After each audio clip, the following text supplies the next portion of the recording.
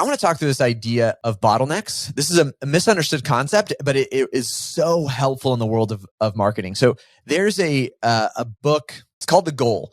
And it's interesting because it is a nonfiction book that was written for like business schools. So it's a storyline talking about a man who worked at a factory and was trying to improve like an assembly line business.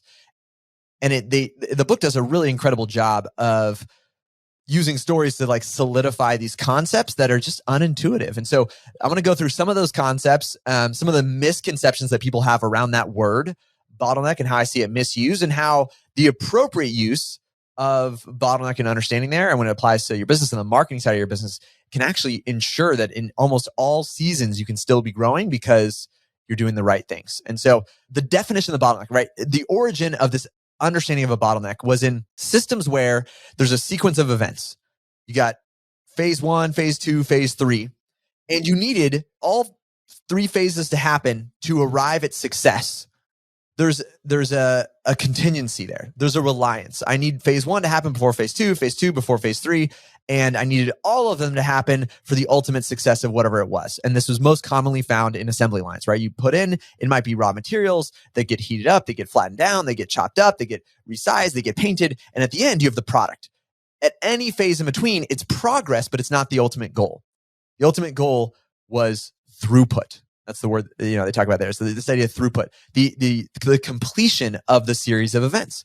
And in the story, it becomes clear that if you look at one piece of the machine, like you can think improving one part is going to improve the whole machine, but it goes through illustrations where that's absolutely not the case. So the definition of a bottleneck, I actually don't know if this is a definition, but a very clean understanding of a bottleneck is the single point of constraint on a system such that when you improve that point, the entire system improves.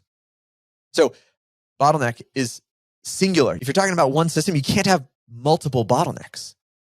The bottleneck is intended to be singular. It is a singular identification point. If you have multiple constraints, that's fine. One of them is your bottleneck. The other one is going to be a fast follower to being your bottleneck, but it's not your bottleneck right here. That primary understanding that at any given moment in your business, there is one thing that deserves your complete and undivided attention, where if you improve that one thing, the entire system improves. That's liberating and terrifying, right? It's liberating. Yep. It's like you don't have 10 things you need to improve. You have one thing today. At any given moment, you have one thing you need to improve. It's terrifying because that means you got to be discerning.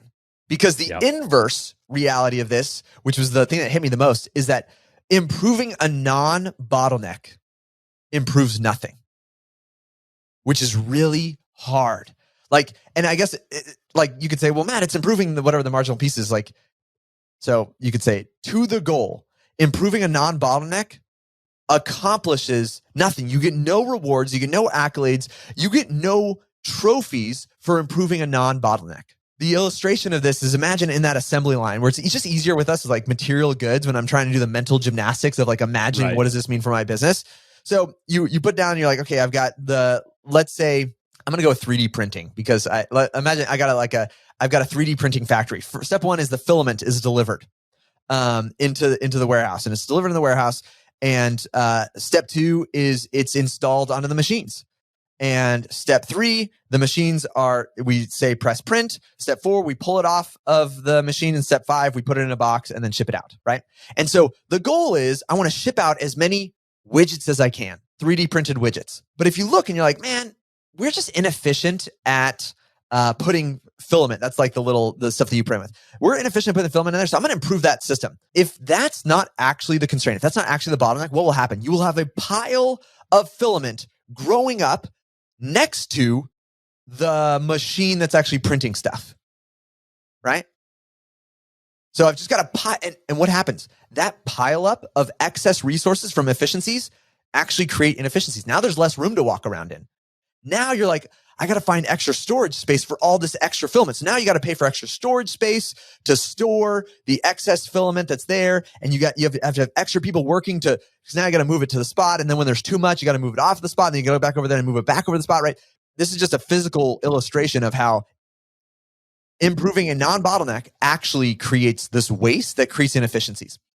Yeah. So let me move this into your business now. So that's the goal. That's bottlenecks, but there's only one bottleneck at any given time. If you improve that, your entire business improves. If you improve a non-bottleneck, it basically has no impact on your business. It actually creates inefficiencies down the line is what you'll experience.